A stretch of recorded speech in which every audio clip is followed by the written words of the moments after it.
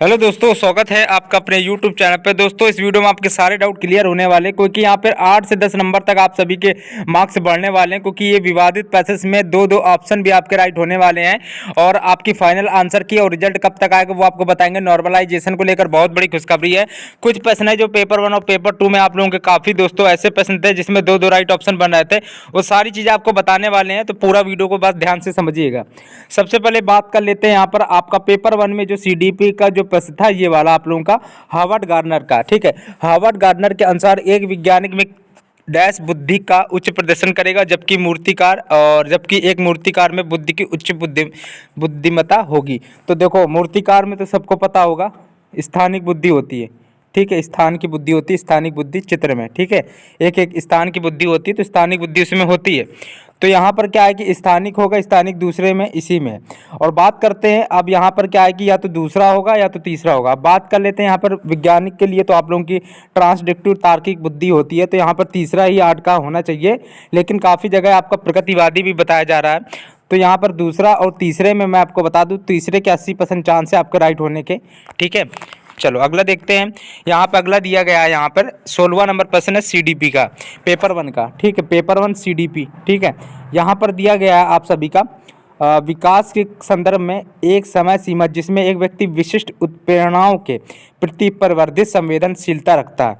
तो यहाँ पर उत्प्रेरक अवधि भी होगा और यहाँ पर चुनौतीपूर्ण अवधि भी होगा, लेकिन 80% चांस है कि प्रेरक अवधि के राइट ऑप्शन है होने के चांस है, और 20% चुनौतीपूर्ण के। तो इसमें तीसरा और चौथा राइट ऑप्शन में से दोनों में से फाइनल आंसर की में कोई भी हो सकता है।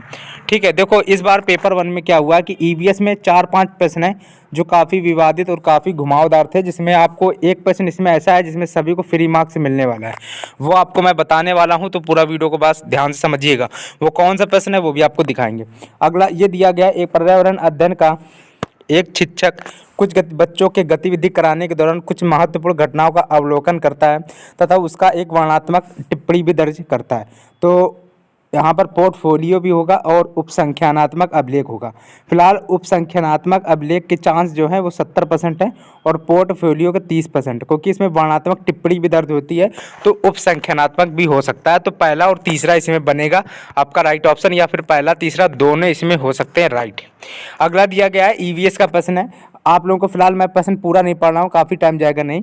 आप लोग यहाँ दे सकते हो, जिसमें माता पिता दादा दादी के साथ छात्र ने क्या है कि पानी को उपलब्धता के बारे में चर्चा की है या पता किया है।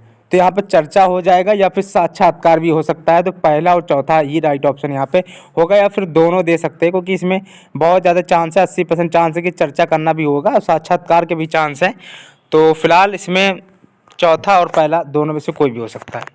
अगला प्रश्न दिया गया है, ये वाला जो प्रश्न है, एक प्रश्न मैंने आपको कहा है जिसमें आपको सभी को फ्री मार्क्स मिलेगा, वो आपको बताने वाले कौन सा है, वो इसके बाद आएगा। और इसमें क्या है कि ये वाला प्रश्न था जिसमें EVS का था, जिसमें कौन सी वस्तु पानी में तैरती नहीं तैरती, ये सब चीज़ बतानी थी। उसमें आप लोगों का ABC होना चाहिए, ज़्यादातर चांस है, लेकिन कहीं कहीं आप लोगों का एक गलत माना जा रहा है। ठीक है, शिक्षकों को बच्चों से कहना है कि ऐसा घनत्व के कारण होता है, क्योंकि कोई कोई वस्तु जो डूब जाती है और नहीं डूबती उसमें घनत्व भी महत्व होता है।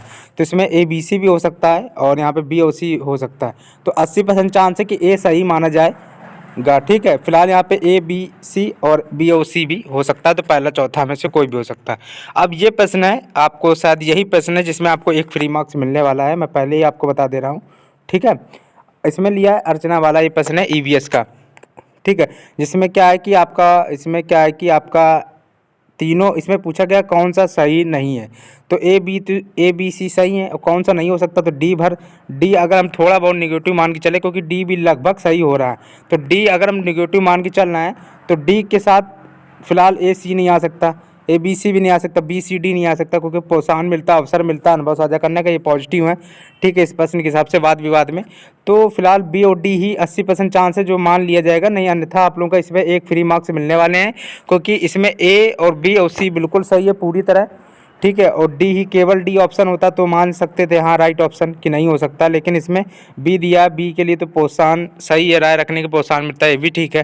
तो यहाँ पर इसमें एक फ्री नंबर आपको सभी को मिलेगा EVS में, ये आप देख सकते हो। अगला प्रश्न दिया गया है यहाँ पर, इसमें दोस्तों चारों ऑप्शन में कोई भी ऑप्शन हो सकता है, कुछ कंफर्म नहीं कह सकते। ठीक है, ये पेडागॉग EVS का प्रश्न है, आप देख सकते हो। अगला दिया गया है, इसमें क्या दिया गया है, ये हिंदी का प्रश्न है, पेपर 1 और लैंग्वेज 1 में हिंदी। वस्तुओं और घटनाओं को अवधारणा के बारे में पूछना आरंभ कर देते हैं। तो अवधारणा के बारे में आरंभ करते तो कल्पनाशीलता भी हो सकता है, खोजबीन परख भी हो सकती है, या फिर फाइनल आंसर की में तीनों चौथा दोनों ऑप्शन राइट ऑप्शन आपको दिए जा सकती हैं। ठीक है, इसमें डिसलेक्सिया अफेजिया के भी चांस बताए जा रहे हैं। इसमें काफ़ी विवादित प्रश्न था, काफ़ी आप लोग इसमें डाउट कर रहे थे। देखो इसमें फिलहाल आपके यहाँ पर व्याख्या करता है 90% चांस है कि ए और आर दोनों सही व्याख्या करता है, 10% चांस है कि नहीं करता। अब क्यों, मेरे हिसाब से आप लोगों का राइट ऑप्शन पहला ही होना चाहिए। मैं आपको फिर से बता देना इसमें ऐसा रीजन क्यों है। इसमें दिया गया वर्ग समावेशन का एक उदाहरण है। अब वर्ग समावेशन लोकेश कर रहा है एक संकल्पना को दूसरी संकल्पना में, तो उसमें भावना स्मृति सीखना भी थोड़ा बहुत प्रभावित होगा और साफ विनिमय सीखने का भी संसाधित कर सकता है। तो आपका ए आर दोनों सही है, सही व्याख्या भी करता है। ठीक है, तो ए आर दोनों सही है, आपका यहाँ पर राइट ऑप्शन बनेगा। फिलहाल आपको इंपॉर्टेंट बात बता दे रहे हैं। देखो सबसे पहले इंपॉर्टेंट बात आपको बता दें, आपकी जो नॉर्मलाइजेशन को लेकर भी आपको बताएंगे 14 तारीख और 15 तारीख को लेकर, लेकिन उससे पहले आपको बता दें आंसर की जो है वो आपकी 28 से 30 दिसंबर के मध्य में कभी भी आ सकती है, 28 से 30 दिसंबर के मध्य में, और 5 से 7 जनवरी के मध्य में आपका जो रिजल्ट है वो आ जाएगा।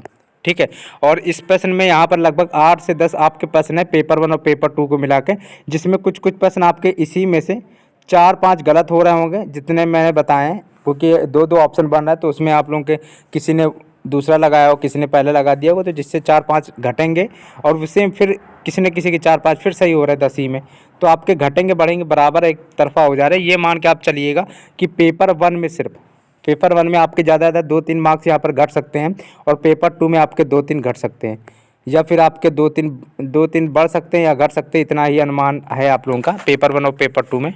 ठीक है, क्योंकि 1-2 नंबर तो आपके फ्री में भी मिलेंगे। ठीक है, पेपर 1 में आपका जिसमें ईवीएस वाला प्रश्न है। ठीक है, तो फिलहाल यहाँ पे 2-3 नंबर ही कम ज़्यादा होगा। और अब बात करते हैं नॉर्मलाइजेशन के दोस्तों, बहुत कम चांस है, 1% चांस है कि नॉर्मलाइजेशन होगा फिलहाल, क्योंकि आप लोग सोच रहे होंगे कि 14 तारीख को कठिन था, 15 तारीख कठिन था, क्योंकि देखो 14 का अगर सीडीपी सरल थी तो 15 को सीडीपी कठिन कर दी गई थी। अगर 15 को साइंस ठीक थी तो 14 तारीख की जो साइंस थी बहुत ज़्यादा हार्ड आई थी। ठीक है, ईवीएस जो 14 तारीख को भी काफ़ी हार्ड थी। तो ये सब सारे रीजन बन रहे हैं। तो फिलहाल आपको बता दें, आप लोगों का फिलहाल कमेंट में आप लोग जरूर बताइएगा आपके कितने मार्क्स बन रहे हैं। ये वाला जो प्रश्न है इसमें आप लोगों को 1 नंबर फ्री देखने को मिलने वाला सभी को। ठीक है, इसमें पूछ लिया गया कौन सा नहीं हो सकता है, अगर इसमें पूछ लेता कौन सा हो सकता है तो इसमें ए बी सी के ज़्यादा चांस यहाँ पर बन जाते हैं। ठीक है, लेकिन ये प्रश्न ही गलत है, तो इसमें 1 नंबर आप सभी को देखने को मिलने वाला है। और कमेंट में आप लोग बस वीडियो को लाइक कर लीजिएगा, और कोई डाउट हो तो कमेंट में जरूर पूछिएगा।